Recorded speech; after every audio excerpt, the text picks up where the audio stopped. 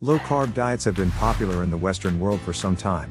By nature, they focus on reducing the amount of carbohydrate in the diet to promote weight loss.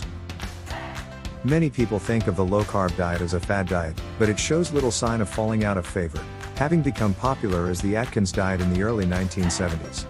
Recent forms of the low-carb diet include the New Atkins diet, the Zone diet and the Paleo diet, which are fairly similar in their basis.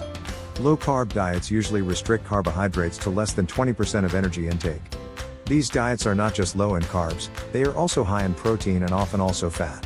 Studies have shown that this approach can help some people to lose weight in the short term, and this is probably because protein helps to keep you feeling full, which can help appetite control.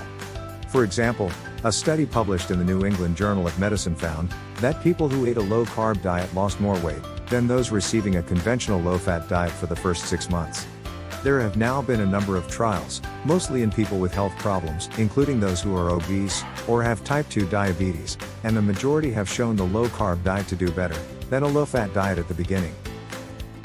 Although longer-term studies are more limited, those that have compared weight loss on calorie-controlled low-carb and low-fat diets over at least a year have generally found little difference between them. In other words, different weight loss strategies are effective in different people, particularly over a prolonged period of time. Concerns also remain about the safety of this type of dietary pattern in the long term. Cutting out a whole food group may result in a diet that does not contain all the nutrients the body needs, for instance, especially since cutting carbs inevitably leads to a low fiber intake, which can have an adverse effect on gut health. Eating high-fat foods may lead to a high intake of saturated fat, which is linked to increased risk of heart disease.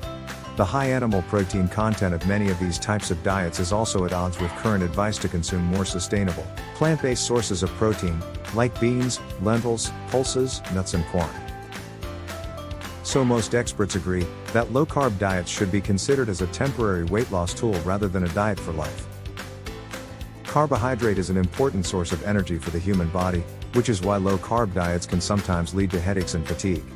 Weight gain typically results from eating more calories than your body uses, and these calories can be from any source: protein, fat, carbohydrate or alcohol.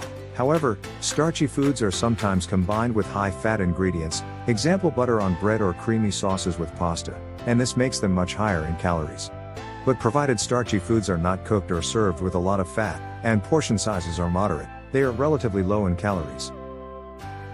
The main reason why a low-carb diet may be effective for weight loss seems to be related to the relatively high protein content of these diets, rather than the lack of carbohydrate.